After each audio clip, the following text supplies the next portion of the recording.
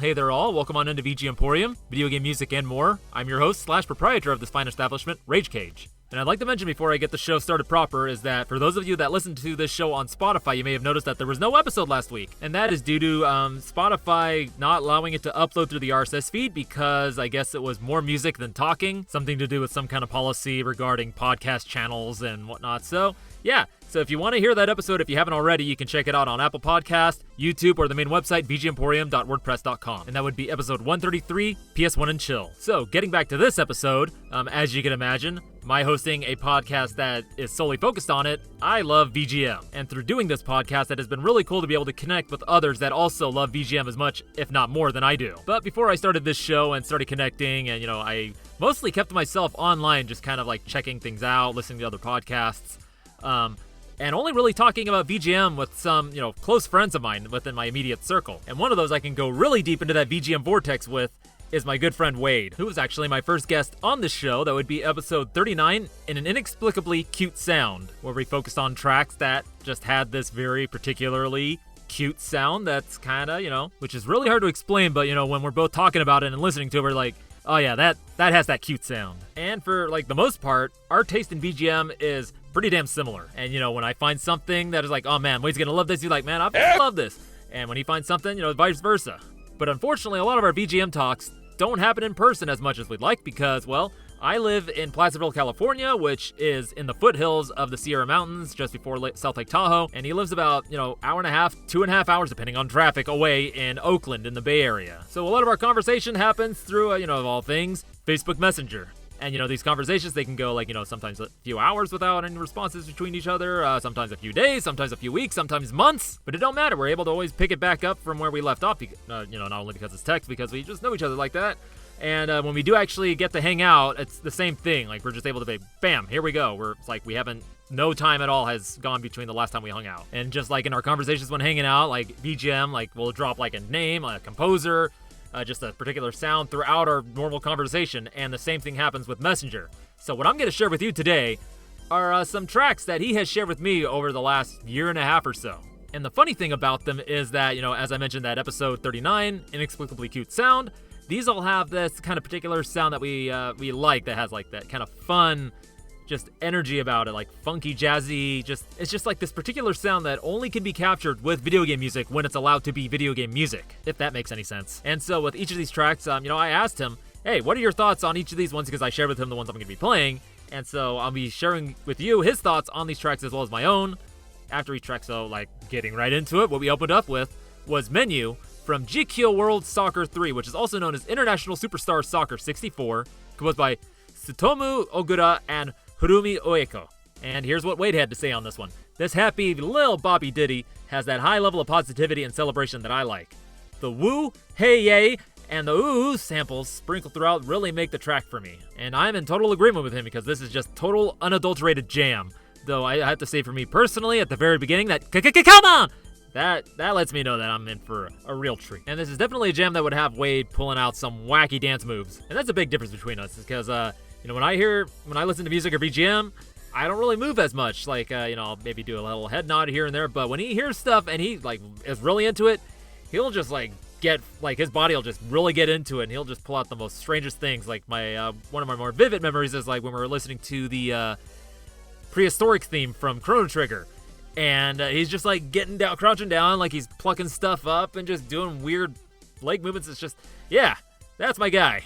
So, I can only imagine what he would do with this. So yeah, this game is part of the International Superstar Soccer series, starting on the SNES, with the last title being on the PS2 in 2003. And it is a Konami joint, which would explain why the music is so dang good. And yeah, this here title is considered probably one of the best N64 third-party titles. Just the way how it looks, the way how it plays, definitely not a FIFA game because it's a lot more arcade as opposed to realistic. Though, honestly, the only reason I know about this game and its series is, one, because Wade shared this track with me, and also because of that meme that was going around of, the Mundial Ronaldinho Soccer 64, ha ha ha ha ha ha, Ronaldinho Soccer!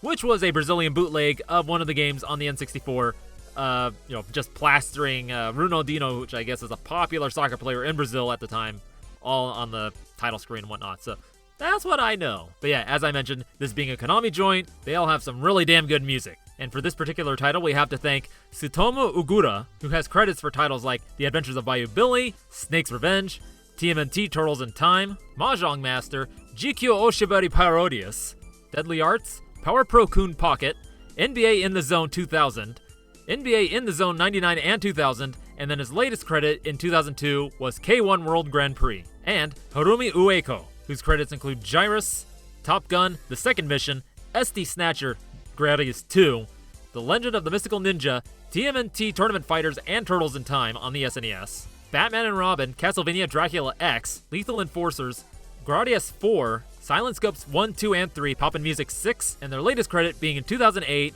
for Beat Mania 2DX15, DJ Troopers. So now we're going to keep this high-level positive energy going with a track that is very familiar with many. This would be Sky High from Daytona, USA, composed by Takenobu Mitsuyoshi.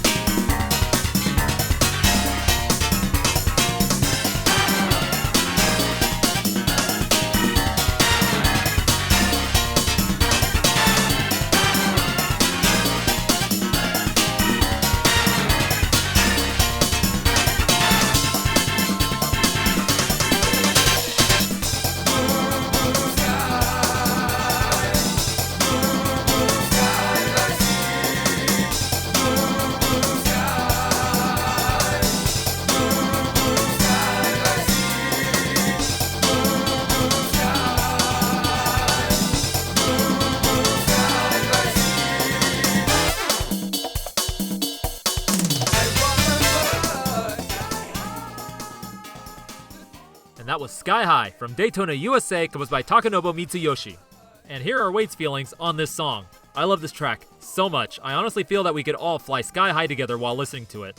I like the way that Takenobu Mitsuyoshi repeated samples of his voice for the sustained parts, make it sound like he's yodeling. I prefer this original arcade version over the other recordings that aren't inhibited by hardware memory. But you can still check out the videos of Mitsuyoshi belting it out in the studio. He is an angel, sweet gift to the earth. And yeah, I totally agree. It's really magical to watch videos of Mitsuyoshi-san just singing these lyrics with all his heart. While at the same time, yeah, this arcade version, again, I agree with him, is just the best version because just the way how those vocals are looped for the sustain, it just has this magic to it, and it's kind of lost once you actually have real recordings of them, which, those are pretty damn good. It's just something about this original arcade version just has that, just something extra, So yeah, Daytona, USA, I feel like I don't really know how to explain it because it's been, done so much through other podcasts and videos and whatnot. My personal experience with it, I think I've only ever played it once because, I was never really good with the arcade racing games. I'd always just be like jerking about and crashing into things. So I always just kind of enjoyed watching people play it, hearing the music just blasting out of those speakers, which is all being run through this insane 28-channel PCM sound chip, the YMW258. And according to the source I'm looking at right now, which is the VGMPF, which I know is not the most reliable, but it's, what I have right now, is that he recorded the vocals in fragments and then, pieces them together either through like some kind of music sequencer to then be run through the sound chip. And so yeah, and the same goes for all the instruments. It's all sequenced data using samples. It's not like streamed like Red Book audio style stuff. So, again, that lends to the magic of the sound. And I'm pretty sure that, this has all been shared before by somebody in a much better fashion, but, hey, never hurts to share it again. So yeah, Takenobu Mitsuyoshi, I talked about him recently in the last Special Orders episode, but, a quick rundown of what he's done. Starting in 1990, he did a Time Attack for GP Rider, and then 91, Rent a Hero, Waku Waku Sonic Patrol Car in arcades, Virtua Racing, Virtua Fighter, the Saturn version, Virtua Fighter 2, J-League Victory Goal 96, Sonic Championship, Digital Dance Mix, Nami Amuro, Virtua Striker 2, Shenmue, Cyber Troopers Virtual on Mars, Sega Rally 2006, Sonic the Hedgehog 06, Yakuza's 3 and 4, Phantasy Star Online 2, and then jumping all the way ahead to 2023 with his latest credit, Like a Dragon Gaiden, The Man Who Erased His Name. And now we're getting into our next track, which was composed by another big name from a game that is not very well known. This is Town Area from Fox Junction, composed by Yuzo Koshiro.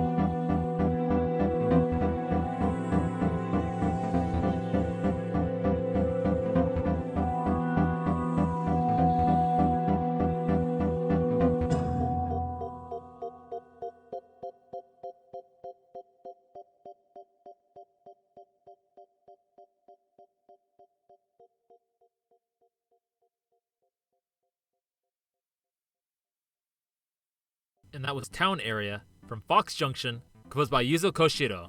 And yeah, this is one that Wade discovered and took me by total surprise when he shared it, so, here's what he says about it. Not sure what to say about this one. We were both surprised it was by Yuzo, which just shows how versatile he can be. I guess I can reiterate what I initially said to you, that being me, back when they've dreamed of a future where advanced technology was ancient technology.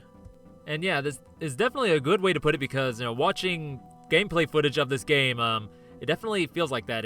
It's a strange one. It's a PS1 title, only released in Japan, and visually it's like, 3D environments, but your character, it's third person, but your character is a 2D sprite, and you're seeing it from behind them, and they're walking around, and yeah, it's just a really strange looking game. From what I've read, reviews and stuff of it, it doesn't play very well, but the music, of course, is fantastic. And that being because the music was produced by Ancient Sound Division, this being Yuzo Koshiro, Motohiro Kawashima, and Ryuji Iuchi. And this is the only involvement that Ancient had in this game. It was all developed and published by a company called Trips. But yeah, the entire aesthetics of the game and the soundtrack are just a vibe. That's the only way I could best put it. So the game itself is like some kind of roguelike, where the map is randomly generated each playthrough, though it's like, set different areas. It's just like where they're located on the bigger map is different. And I guess you're trying to make your way towards the tower, which I guess is the one constant throughout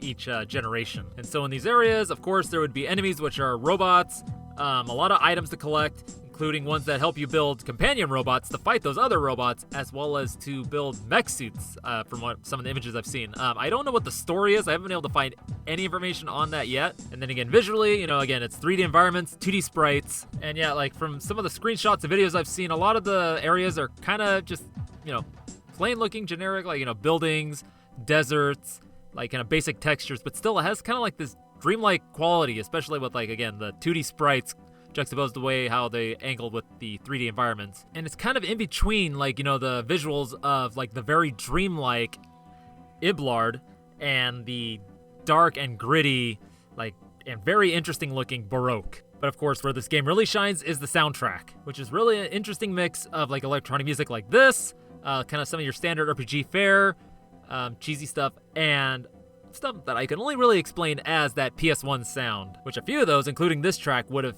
fit right in with that PS1 and Chill episode I did last week. And so this would be a good point to get into those fellows over at Ancient, starting with Yuzo Koshiro, who at this point really doesn't any explanation as to who he is or what he's done, but of course, Streets of Rage, ActRaiser, a few of the early Falcom games, the Etrian Odyssey series, and most recently has been developing a new Sega Genesis Mega Drive game, and he's been actively sharing the development of it and the music on Twitter, and also recently he has been sharing some MML experimentation's been doing, recreating sound effects from Street Fighter like Hadouken, Sonic Boom, all in MML using the FM synthesis of the Mega Drive. It's some pretty crazy stuff. But yeah, I would definitely encourage you to look up Fox Junction's soundtrack because it is just a really interesting listen, and it is definitely falls within that particular sound that Wade and I really enjoy. So now this next track coming up here is not VGM, and it is definitely not something I can play on the show, lest I get a possible copyright strike, but fortunately I was able to find a chiptune remix of it. And so what it's called is I Want Her, Sega Genesis Remix. And it was originally by Keith Sweat, and the remix is done by Legend of Renegade, number 2.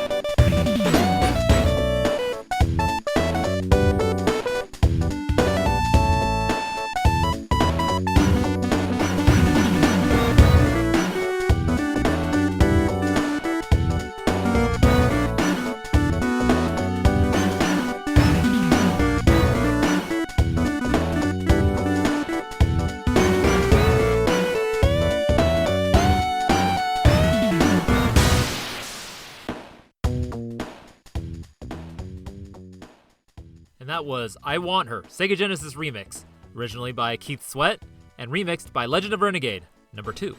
And oh man, Wade had a lot to say about this one, so we're gonna get into it. The original track hits hard. One of the best productions from Ted Riley, who along with Jimmy Jam and Terry Lewis are the lords of New Jack Swing. The beat slaps you down with those powerful synth horn hits, stabs, and then struts around you for a while Keith Sweat seduces you with his sexy goat voice.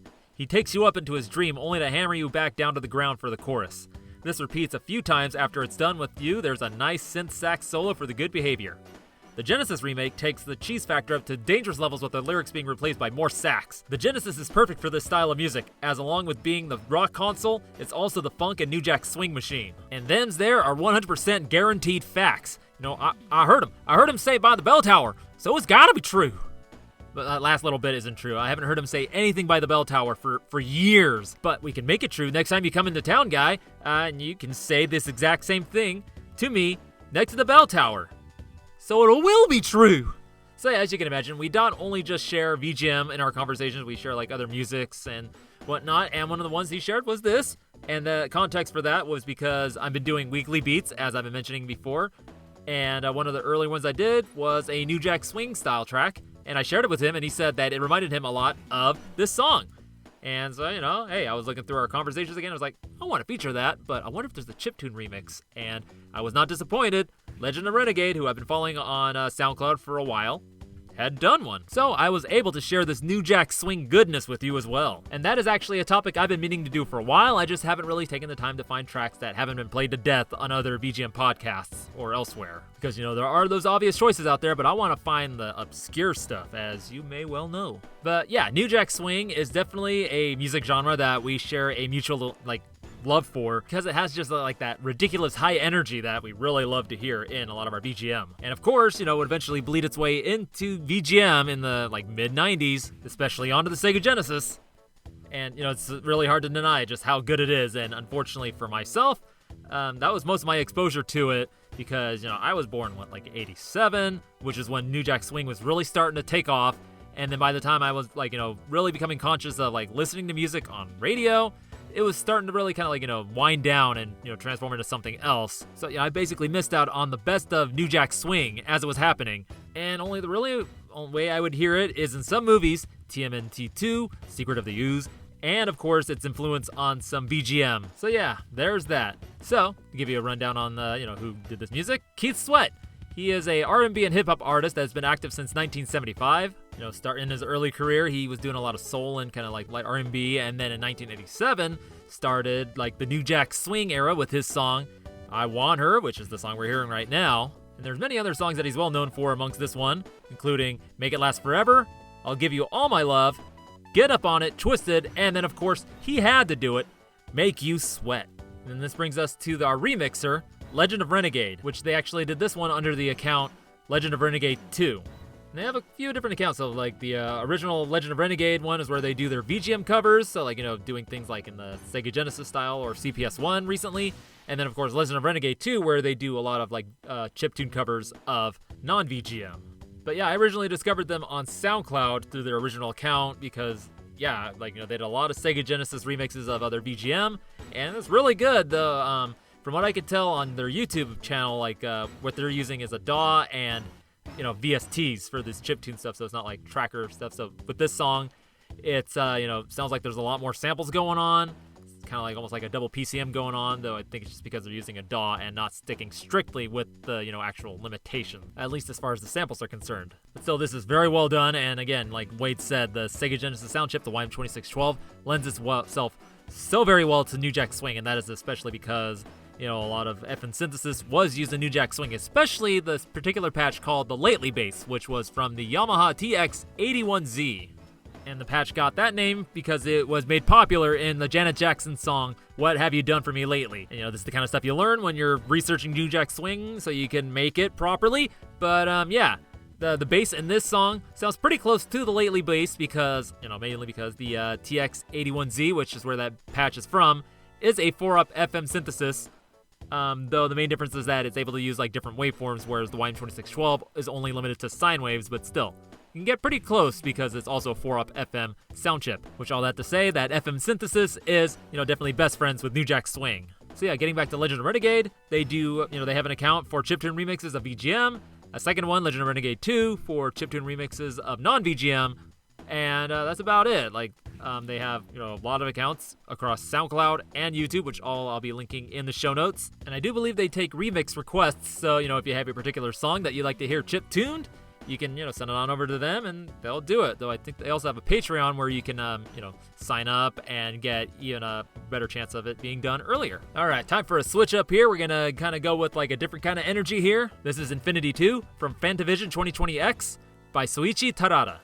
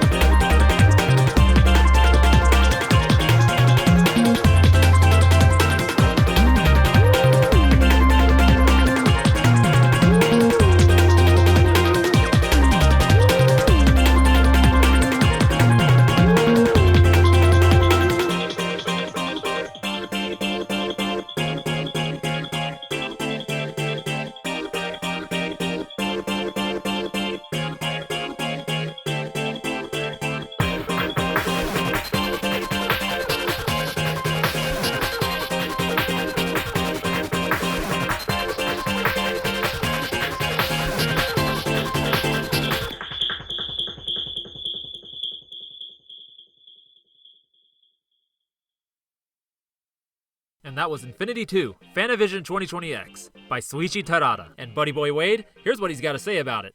This track makes me feel like I can travel hyper fast. A beam of light zooming between everything. The world quickly unfolding around me to a prismatic tunnel.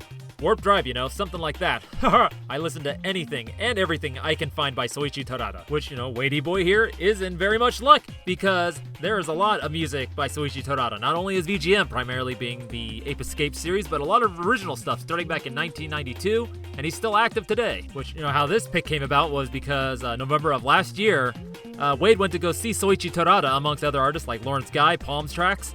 And they were playing in San Francisco, which was a show I would have liked to have gone to, though the rest of the, the other artists, their music, I didn't really care for. It was mostly like Soichi I would have been there for. And, what Wade said about it was it was very, very good. He was so happy and nice. He ran through a bunch of songs, dancing and working the crowd, all with that smile in his face. He kept playing his touchpad thing and even let the outstretched fingers of the front row people play it. He was like an angel. And then he went on to say that he mostly played original music, a lot of his Far East recording stuff, Sumo Jungle, a lot of house. Though he did play a couple of possibly Fantavision, and maybe snuck in some Ape Escape. And yeah, and again, definitely something I would have liked to see, though. Again, one of the disadvantages of being 2 to 3 hours away from the Bay Area is that sometimes you can't make these shows that you would want to see. this also goes for time that Nelward came through also earlier this year. I would have liked to go see them, but, just timing-wise just didn't work out. But yeah, getting into Fantavision, I remember that, my mom had gotten this game when we first got a PS2. She was really into puzzle games, and this looked like a puzzle game, and it took me a while to really figure out how to get, play it, because how it works is that you have, colored fireworks that shoot up, and you got to match 3 of them in order to, explode them more and get further points, and, I still not quite sure how it works. I was also a little too busy playing Killer 7, because I'll note here is that when we got that PS2, it was about 2006, 2007, so, always late to the game, me. But, back to what Wade was saying, he had mentioned that Soichi had played some Fantavision. He didn't say particularly what, so I originally picked Infinity from the original Fantavision, but then he said, I'm not familiar with that one. It's all about that Infinity 2, which is more of kind of a cleaner mix of Infinity from Fantavision, which I'll note here is that the version that we got here in the US had a totally different soundtrack from the version that is in Japan, which Infinity is from. With the main difference between the two being that the original had, it was a little more muffled, a little more gruffer, it had, an acid kind of lead going on, and then with this version, Infinity 2, like I said, is a little cleaner, doesn't have that acid synth, and the bass is replaced kind of with more of a siny sub bass. Otherwise, same exact song. So yeah, getting into Soichi Terada, again, his start was not in VGM. His start was more in house music. So he was originally in a 3-piece band that traveled to New York to play there, and he fell in love with the city and the way how it felt. So when he started to do his electronic music, he wanted to make stuff that kind of emulated that city's feel. Which this sound can be heard in his albums Far's Recording, Unity, Urban Rhythms, and Far's Recordings 2, and then he eventually made his way into doing jungle, of course, with something called Sumo Jungle, and drum and bass, and started to eventually getting jobs doing stuff for some video or television dramas. One called Psychometer Eiji, which then about 1996 he would then started to get tapped to do music for video games, starting with Tomomi Tsunoda, Come and Kiss Me, and also doing remixes for Arc the Lad Monster Game with Casino Game. Then in 1999 is when he did Ape Escape, which immediately followed by Fantavision, and then of course the other Ape Escape games. We've got Ape Escape Pumped and Primed, Ape Escape On the Loose, and Ape Escape 3, all which are very well regarded. Though, I'll admit here is that I have a bit of a blind spot on these soundtracks, because my only real exposure is with the original Ape Escape game and Fantavision with his music. I've been meaning to really, dive into his stuff. I just keep getting distracted by all these shiny chiptune obscurities. Which actually, the next track I got here, though not obscure, is definitely a shiny chiptune. It is Me Volutes Bleues, the ending theme for Viewpoint. This is the original arcade version, caused by Shizura Sizlla Okamura.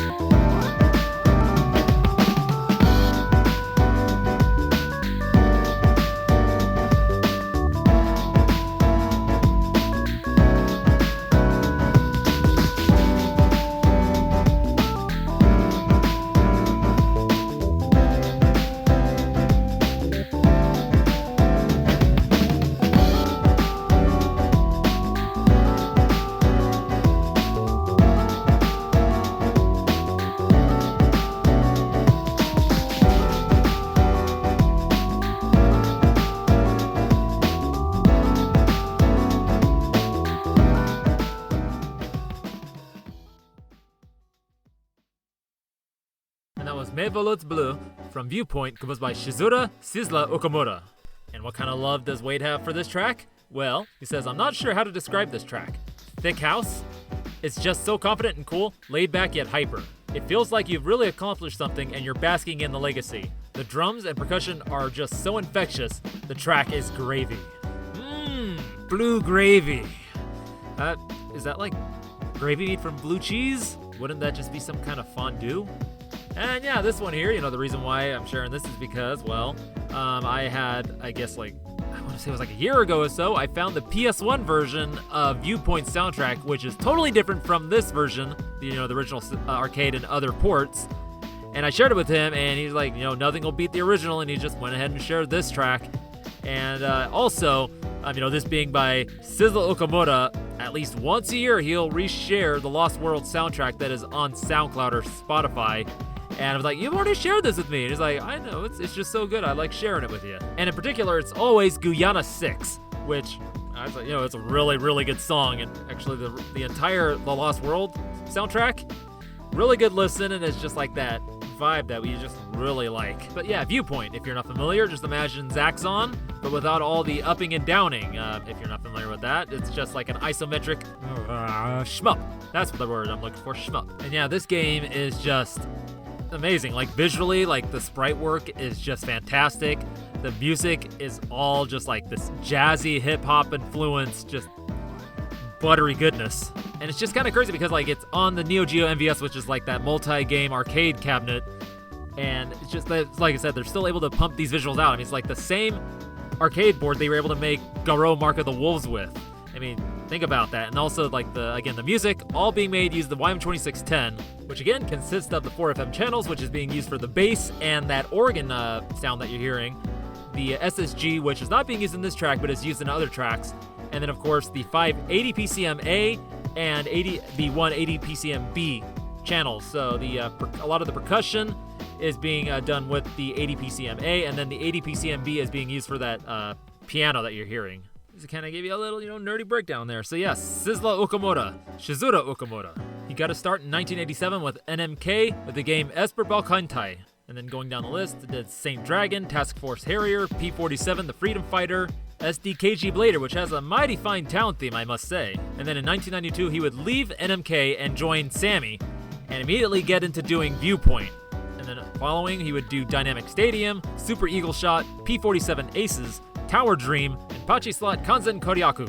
And then in 98, he would leave Sambi and go freelance and doing Option Tuning Car Battle and Option Tuning Car Battle 2, Cross Hunter, which is his last credit in 2001. As far as VGM, he's still doing original music and working with other musicians, which I would imagine that's where the Lost World music I mentioned earlier falls into. It's just like original music, because I don't see it mentioned anywhere as like a game or anything. So yeah, there's that. So now you would think, hey, this would be the end because this is an ending track and it's a really good one to end on. But no, I got one more for you because, after an ending, what you gotta have? You gotta have the credits, that good old staff roll. So this last track here, it's a doozy. It's Intention to Mystery, credit roll from Star Trader, the Sharp X68K version, composed by Keishi Yonao.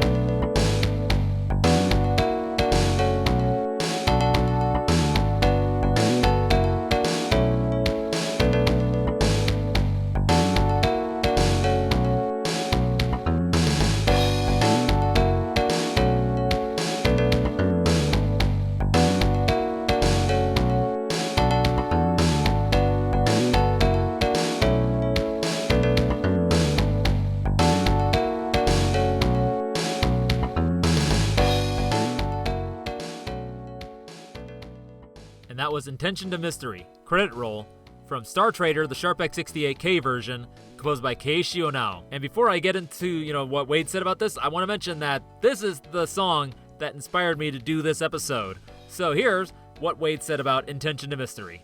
Not too much to say about this one. Was listening to it on the train and thought this must be sent to AJ immediately. That's me.